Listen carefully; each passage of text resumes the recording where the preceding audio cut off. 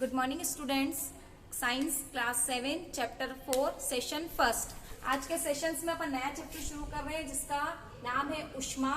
ऊष्मा जो है वो किसी वस्तु के ठंडे या गर्म होने का पता लगाती है, जिसको अपन तापमान कहते हैं। लेकिन तापमान और ऊष्मा जो है वो अलग अलग होता है। ऊष्मा जो होती है वो एक प्रकार की ऊर्जा होती है, एनर्जी होती है, और तापमान जो है वो इकाई है कि किसी वस्तु में कितनी ऊष्मा है। अगर आपको बोले कि आप अपन जनरली किस तरह से तापमान का पता लगाते हैं, तो आप एक 2-3 बर्तन ले लें। अपन एक बर्तन में अपन गर्म पानी, दूसरे में अपन आइस वाला ठंडा पानी, और तीसरे में अपन दोनों को मिक्स करके अगर रखें और आपको पता बोले कि इसके आप तापमान का पता लगाइए, तो हम जनरली उसको स्पर्श करेंगे तो हम देखेंगे कि पहले में काफी गर्म है, दूसरे में बहुत ठंडा है, तीसरे में नॉर्मल है। लेकिन अगर अपन पहले वाले बर्तन में हाथ डालते हैं गर्म में, और फिर अपन एकदम से तीसरे में हाथ डालेंगे और फिर दूसरे में हाथ डालेंगे, तो हम जज नहीं कर पाएंगे। कभी हमें लगेगा कि पहला वाला बहुत गर्म है, फिर उससे ठंडा है, फिर बहुत ठंडा है। तो जनरली स्पर्श इंद्रिय के द्वारा हम किसी भी वस्तु का प्रॉपर तापमान पता नहीं लगा सकते। इसके लिए हमें किसकी आवश्यकता पड़ती है? तापमापी की आवश्यकता पड़ती है। यानी कि तापमान मापने के लिए हम किसका उपयोग करते हैं? तापमापी का उपयोग करते हैं, जिसको अपन इंग्लिश में थर्मामीटर कहते हैं। थर्मामीटर जो है वो 2 प्रकार के होते हैं आपके। फर्स्ट है आपका डॉक्टरी थर्मामीटर और सेकंड है आपका प्रयोगशाला थर्मामीटर, यानी कि लैब थर्मामीटर भी जिसको कहा जाता है। दोनों में अंतर क्या है और दोनों में समानता क्या है? अगर अपन थर्मामीटर के स्ट्रक्चर्स के ऊपर थोड़ा सा फोकस करें तो ये देख रहे हैं आप, एक डिजिटल थर्मामीटर का डायग्राम बना रखा है। यहाँ पे आपको एक कुंडी या नोड दिख रहा है जिसके अंदर पारा भरा होता है, और इसमें आपको कुछ पाठ्यांक दिख रहे हैं, जिसमें एक में आपको 35 से लगाकर 42 तक का पाठ्यांक दिख रहा है, और दूसरे में आपको 94 से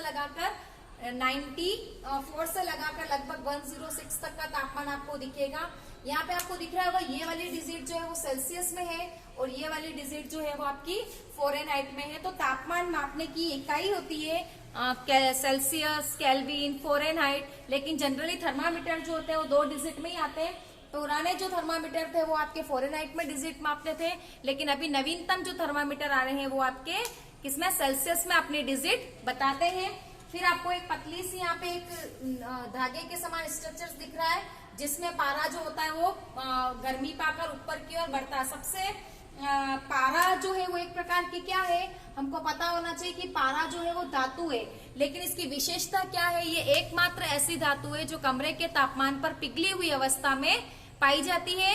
इसका जो सिंबल होता है वो आपका होता है Hg, जिसको अपन इसमें साइंटिफिक रूप से इसको अपन क्या कहते हैं? मरकरी कहते हैं। पारे की विशेषता होती है कि वो समान तापमान पर समान तरीके से फैलता है। ऐसा नहीं कि अगर तापमान बढ़ा दिया जाए तो उसके फैलने की गति या तो बढ़ जाए या कम हो जाए, इसलिए थर्मामीटर में केवल पारा ही भरा जाता है। फिर अपन देखें डॉक्टरी थर्मामीटर और प्रयोगशाला थर्मामीटर, इन दोनों में समानताएं क्या होती है। तो उससे पहले अपन देखें तो मानव शरीर का जो स्वस्थ मानव शरीर होता है उसका सामान्यतया, यहाँ पे एक शब्द यूज कर रही हूँ मैं, सामान्य तापमान 37 डिग्री सेल्सियस होता है, और फ़ारेनहाइट में देखेंगे तो 98.6 डिग्री फ़ारेनहाइट होता है। सामान्य का मतलब ये है कि अगर आप अपने अभी बॉडी का टेम्परेचर लेते हैं वो 37 से 38 आ जाता है, इसका मतलब ये नहीं कि आप बीमार हो। एक जनरली रेंज बता दी है जिसको नॉर्मल टेम्परेचर कहा जाता है, वो 37 होता है। अगर आप 1000 व्यक्तियों के शरीर का तापमान ले और उसका औसत निकाला गया तो वो आपका कितना आया? 37। ये 1-2 डिजिट आगे वेरिएंट भी हो सकता है, यानी कि बढ़ भी सकता है। इसका मतलब ये नहीं कि आपको क्या है? फीवर है।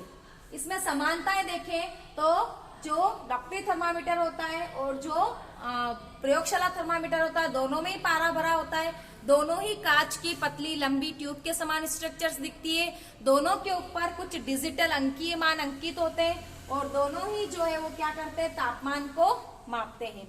लेकिन अंतर क्या है?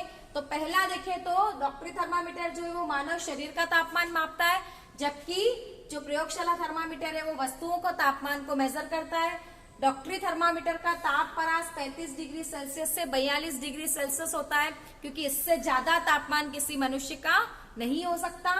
इसका ताप परास -10 डिग्री सेल्सियस से 110 डिग्री सेल्सियस यानी कि 110 डिग्री सेल्सियस तक होता है। एक चीज को आप थोड़ा सा देखेंगे, इसमें विभंग पाया जाता है, जबकि इसमें विभंग नहीं पाया जाता। यहाँ पे आप डायग्राम देखेंगे तो डॉक्टरी थर्मामीटर से अलग आपका ये वाला दिख रहा है, अंतर इसमें विभंग ये होता है, डॉक्टरी थर्मामीटर में विभंग होता है।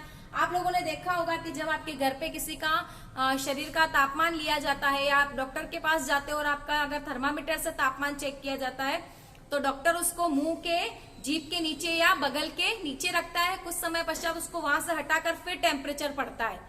इसका मतलब वो टेम्परेचर जहां था वहीं पर स्थिर है, हमने उसको उस जगह से हटाया तो तापमान या पारे का लेवल जो है वो नीचे नहीं आता। परंतु प्रयोगशाला थर्मामीटर में अगर आपको किसी वस्तु के तापमान को मेजर करना है तो हमको उस वस्तु के अंदर इस थर्मामीटर को रखना पड़ेगा और अंदर से ही उसके पाठ्यांकों को क्या करना पड़ेगा, नोट करना पड़ेगा। अगर मैं यहाँ से इसको रिमूव कर लेती हूँ और फिर पाठ्यांक पढ़ने जाऊंगी तो पारे का स्तर कहाँ आ जाता है, नीचे आ जाता है। यानी कि इसमें विभंग या क्रिक लगा होता है जो कि इसके तापमान को स्टेबल करता है और इसमें विभंग नहीं लगा होता। इस कारण से वस्तुओं के तापमान को मेजर करने के लिए हमें उन वस्तु के अंदर ही थर्मामीटर को रखते हुए उसी समय तापमान को क्या करना चाहिए, रीड करना चाहिए।